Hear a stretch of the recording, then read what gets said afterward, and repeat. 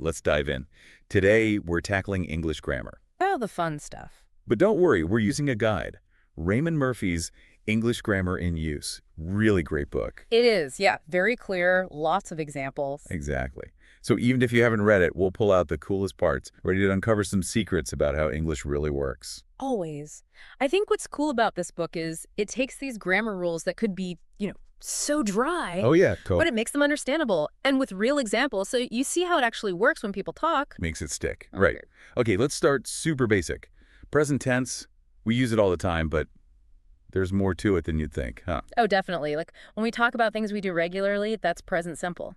I walk the dog every morning. The sun rises in the east. Unchanging truths, habits. Like my habit of needing coffee first thing. But the book mentions this thing about do in present simple. It's a main verb, ADA, a helper verb. I always found that odd. Right. It's like do has two jobs. Sometimes it's the action itself. What do you do for a living? But then it helps out in negatives and questions. I don't like spiders. Do you want pizza? Sneaky little word. The book also mentions we can do things just by speaking. I promise to be there. I apologize. Not physical actions, but happening right now. Yeah, that's a good one. Language itself as the action. Present simple can be about what we're saying at this moment. Okay, so present simple, check. But what about things happening right now as we speak? That's where present continuous comes in, right? You got it. Present continuous is for actions in progress. I'm learning to code. The world is changing. It's like you can see the action I'm unfolding. getting the hang of these present tenses. But you know what always gets me? Past tenses. So many ways to talk about the past in English. I feel you. It can be tricky. Let's start with past simple. Completed actions in the past. Think the Titanic sank in 1912, or I ate cereal for breakfast. Nice and finished. So neatly tucked away in the past. You mentioned irregular verbs earlier. Those are the ones that, break the rules. Right, exactly. They add some spice to the language. The book points out how be becomes was or were, and it doesn't need did for questions or negatives. It's special. Okay, so we've got those finished actions.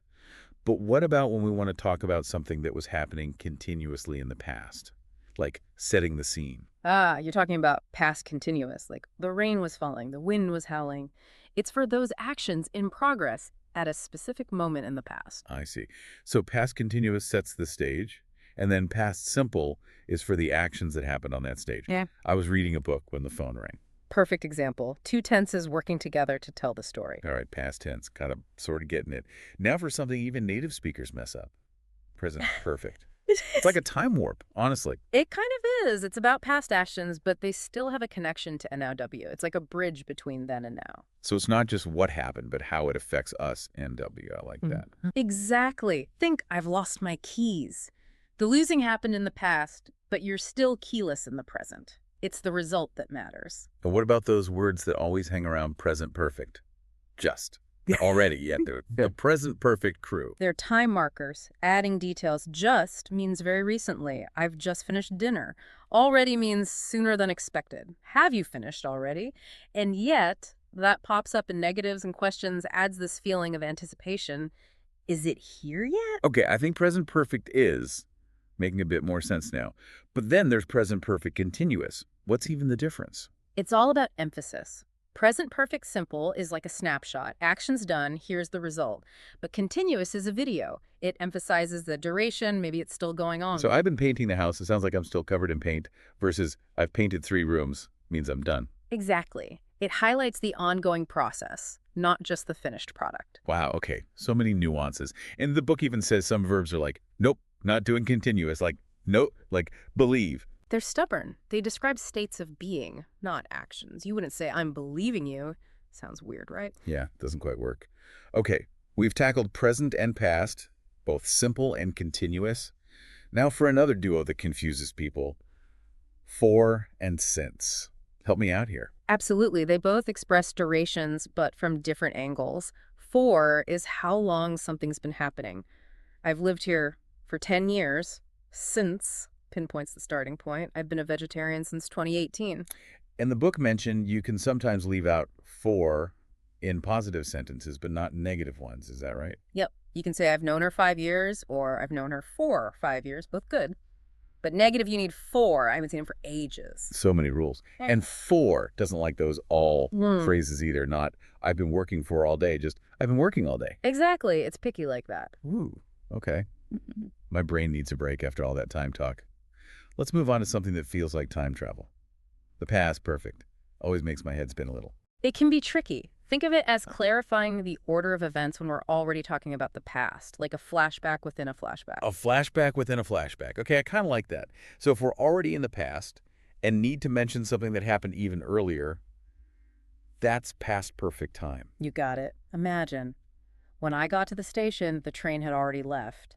The leaving happened before the arriving. It's going back in time within the story. And the book had that example. We got home and realized someone had broken into our apartment. The break-in was before they got home. It's like a little past tense mystery. You're getting it. It's all about that sequence of events when we're dealing with multiple things happening in the past. Okay, past perfect is slowly making sense. But then there's past perfect continuous. Same time travel vibes. It does. But instead of a completed action, it emphasizes an ongoing action in the past before another past action. Like, James was out of breath because he had been running.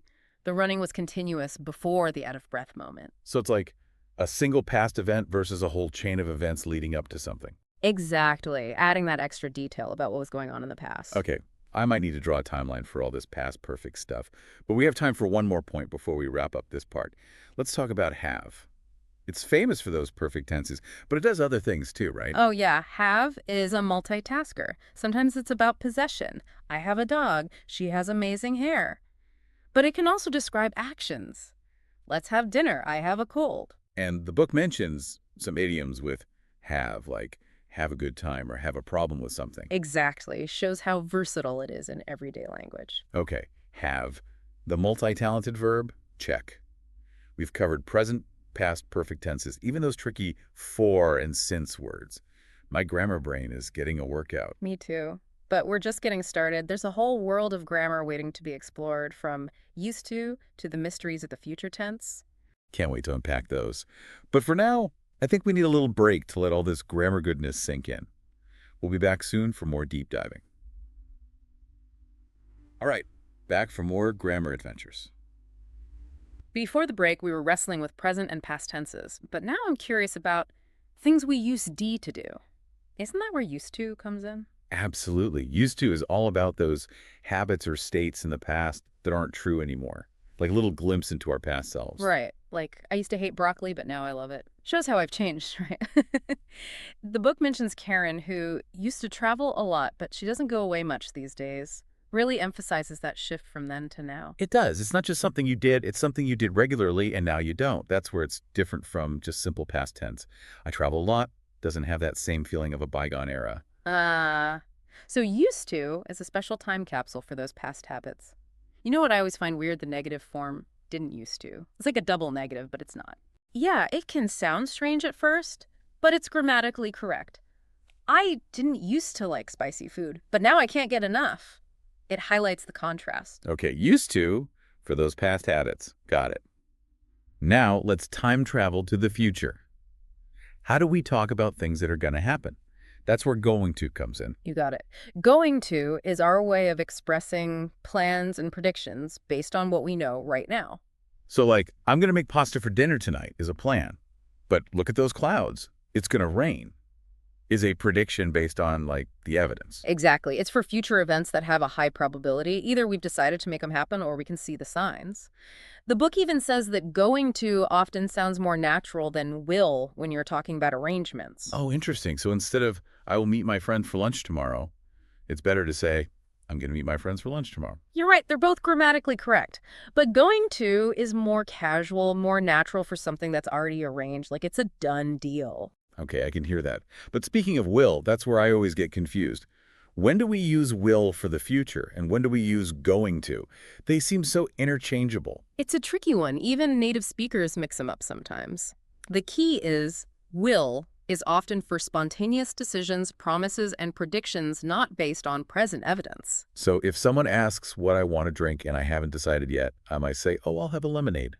That's spontaneous, right? On the spot. Exactly, not pre-planned. And will is also great for promises, I will always love you, that kind of thing. Or predictions that are more like gut feelings. I think this book will be a bestseller. Okay, so will is spur of the moment, promises, gut feeling predictions. Going to is plans and evidence-based predictions. Think I'm seeing the difference. You're getting it. It's all about those subtle shades of meaning. Future tense decoded. But there's another word that pops up with the future, and it always sounds kind of stuffy to me.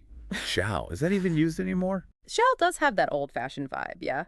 Not as common nowadays, but it still exists, especially in formal situations. I remember learning it's mainly used with I or we for questions and suggestions. Shall we dance? Shall I make some tea? Like that. That's right, a polite way of suggesting or offering. Yeah, And the negative, shan't, that really sounds like we're back in the 1800s. it does. But I guess I shouldn't use shall with other pronouns, right? Like he shall go to the store. Sounds weird. Definitely weird. Just use he will go or he's going to go in that case. Okay, shall for polite offers and suggestions with I or we only. Now, for something that always makes me think of superhero poses, reflexive pronouns. Myself, yourself, all those self words, aren't they about like self-reflection? That's a fun way to think of it. They're called reflexive because they reflect back to the subject of the sentence. Like I burn myself while cooking. The action is reflecting back on me. Exactly. The subject and object are the same person. But the book also points out they can be used for emphasis, to really stress that someone did something themselves, no help. Oh, like I built this bookshelf myself. Adds that extra pride, right? Totally. Subtle difference, but changes the tone. Reflexive pronouns, reflecting actions, and emphasizing DIY. Now, there's this construction that always seemed mysterious to me. There plus be. What's the deal with that? There plus be is all about introducing the existence of something. Not a specific thing we've already been talking about, but something new debut entering the scene. So like there's a spider in the bathroom. We're announcing the spider's presence to the world. Exactly. Stating that something exists. And it works with different forms of be to talk about past, present, future. There was a king. There are many possibilities. There will be cake. So it introduces something new, regardless of when it exists or existed. And I guess we use it when we're talking about a specific thing that's already been mentioned. You got it. It is specific and known. There is new or general. So you might say, look, there's a rainbow. And then later, it's so beautiful. Okay, that makes sense. There sets the stage. It takes center stage. Now on to a trio that confuses a lot of people. Some, any, and no. All about quantities, right? They are. They're like our quantity control panel in English. The general rule is simple. Some in positive sentences, any in negatives and questions. So I have some books. I don't have any money. Do you have any siblings? Seems easy enough. But I know there are exceptions lurking around. Like, what about when we offer something? Ah, good catch. When offering, you use some, even in a question. Would you like some coffee? Want some help with that? It's like you're assuming the answer might be yes, so you use the more positive some. Right. It's like you're already picturing them accepting the offer. And what about when we use any to mean it doesn't matter which? The book had that example. You can take any bus, they all go downtown. Yep. In that case, any shows lack of preference. Any bus will do the job. Okay, so some, any. Now, quantity masters, with a few special moves up their sleeves. Now, on to a pair that often trips people up. A few versus a little. Seems similar, but I know there's a key difference. You're right. They both mean a small amount, but it depends on whether you're talking about countable or uncountable things. A few is for countable nouns. A few friends, a few dollars, a few good ideas. A little is for uncountable. A little time, a little money, a little hope. So it's all about whether you can actually count the things, right? And the book had this interesting point about little English versus little English. Seems like a tiny difference, but it changes the meaning. It does. Little English without the A sounds pretty negative, like someone barely speaks any English at all. But a little English is more positive. They know enough to get by, maybe have a basic conversation. Wow, so even tiny words make a big impact on how people understand us.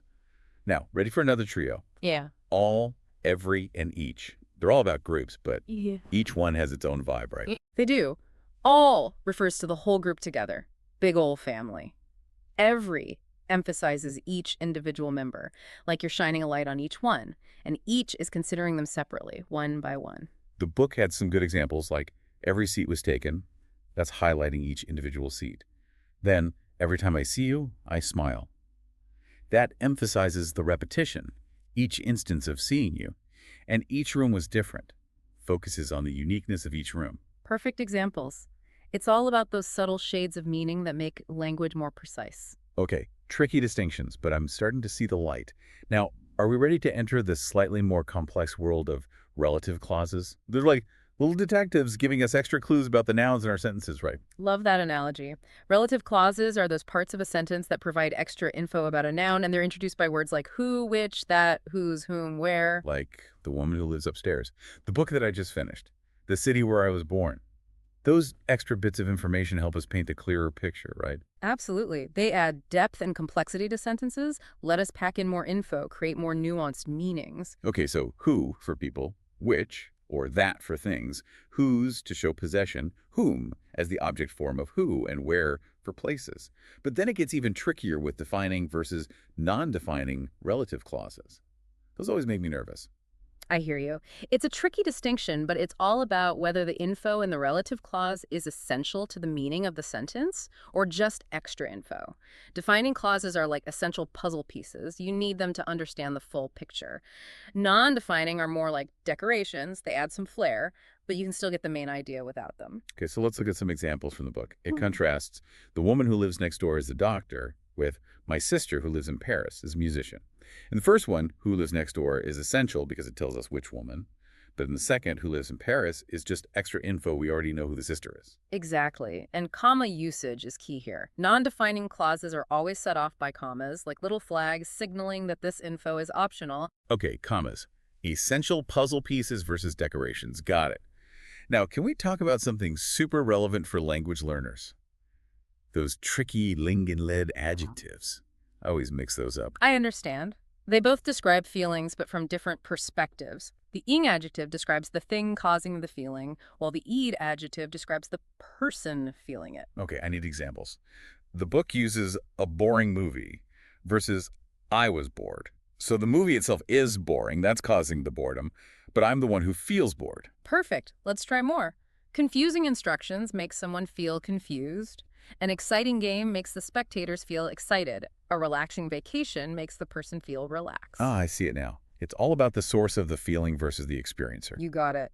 Mastering that difference makes your English sound way more natural. All right, on to those sneaky words that can really change the flavor of a sentence. Adverbs. All about adding details to verbs, adjectives, even other adverbs. You're right. Adverbs are like the spices that make your sentences more descriptive and interesting. And the tricky thing is where you put them in a sentence can change the meaning, right?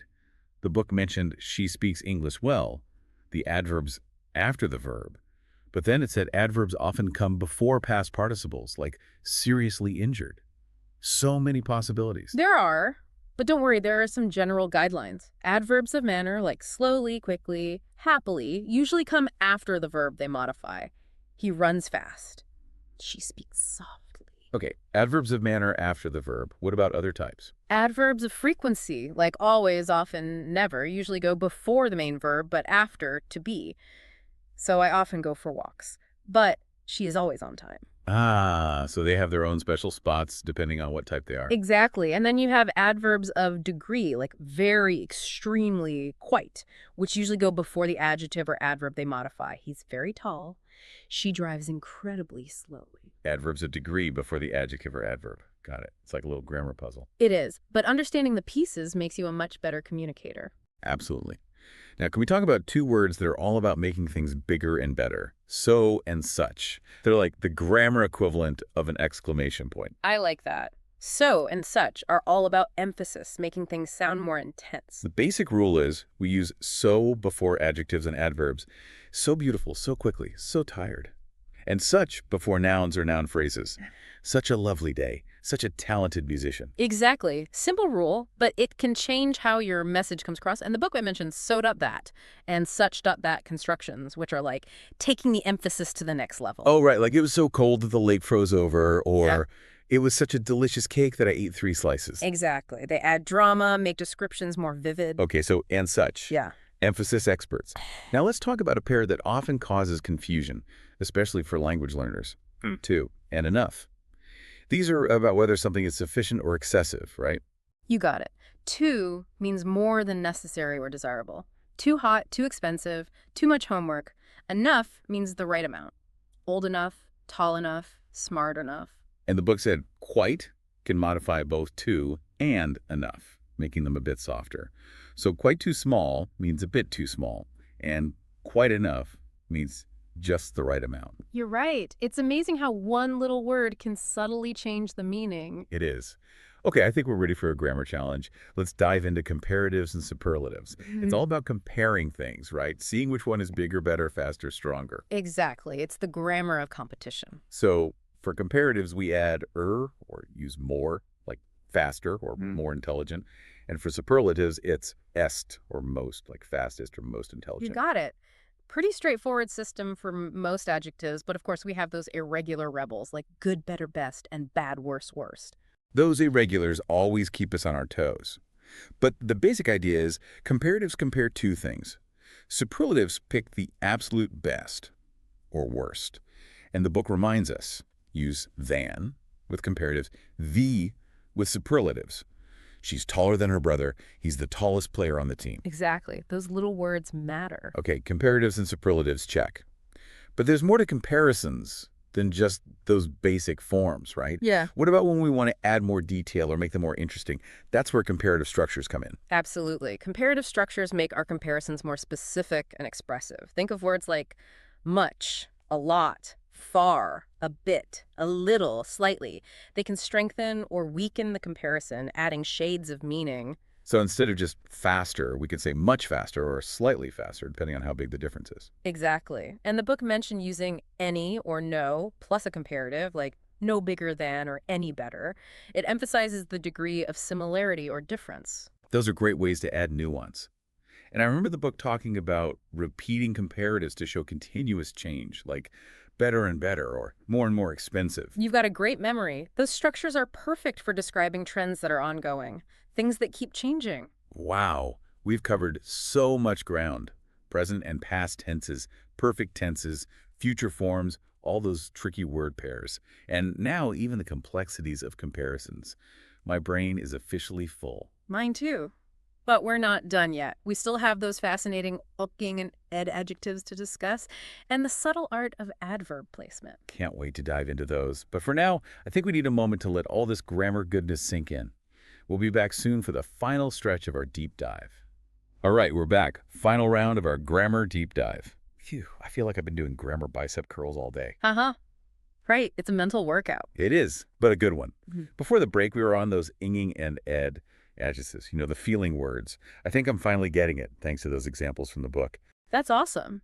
It's a subtle difference, but it can really trip people up. Yeah, for sure. Okay, so can we switch gears to adverb placement now? I know you said earlier that it can actually change what a sentence means depending on where the adverb goes. Absolutely. Adverbs add so much flavor to our sentences, but they can be sneaky little things. Right. The book gave that example, she speaks English well, where the adverb's after the verb. But then it also said adverbs often come before past participles, like seriously injured. There are so many options. There are, but there are patterns too. It's not totally random. Like adverbs of manner, those are the ones that describe how something's done. They usually go after the verb. Okay, adverbs of manner after the verb. So he walks quickly, she sings beautifully, that kind of thing. You got it. What about other types of adverbs? Let me think. Oh, what about those that tell us how often something happens, like always, never, sometimes? Those are adverbs of frequency. They usually go before the main verb, but after the verb to be. So like, I always drink coffee in the morning, but she's never late for work. Oh, okay, so they have their special spots in the sentence. Yeah. Makes sense. Right. It's all about the order. And then there are adverbs of degree. Very, extremely, quite. Those usually go before the adjective or adverb they're modifying. So she is very talented. He runs incredibly fast. Got it. You're a pro. And remember, these are just general guidelines. There can be exceptions, and sometimes it's just a matter of style. But knowing the basics helps you make good choices. It's like having a grammar toolbox, right? Exactly. You've got the tools to build strong sentences now. I like that. Okay, before we wrap up this whole deep dive, I'm curious, what was the most surprising or useful thing you learned today out of all the grammar we covered? Tough question. We covered so much. I think for me, it was that distinction between a few and a little. It seems so basic, but I realized I wasn't always using them correctly. It really highlighted how important those little words are. Right. Those tiny words can make a big difference in meaning. For me, it was probably those distinctions between each, every, and all. I never really thought about how their meanings are actually quite different, even though they seem similar. It's one of those things that can really trip people up, even native speakers. I'm glad it was helpful. It totally was. And you know what? I'm also going to be way more careful about adverb placement from now on. I hadn't realized how much it could affect clarity and emphasis. That's a great takeaway. It's like anything, the more you practice and pay attention to detail, the better you get at it. Totally.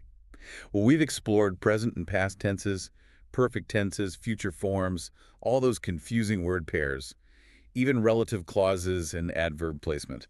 My brain is officially full of grammar. Mine too. But it's a good kind of full, right? Definitely. I feel like I've leveled up my English skills today. That's what we like to hear. And remember, language learning is a journey, not a destination. There's always more to learn and explore, even for native speakers. So true. Well, huge thanks to you for guiding us through this grammar maze, and to all our listeners for joining us. Any final words of wisdom for our grammar enthusiasts out there? Just keep playing with language. Don't be afraid to experiment, make mistakes, and learn from them. That's how we all grow and improve. Great advice. Until next time, happy grammaring, everyone.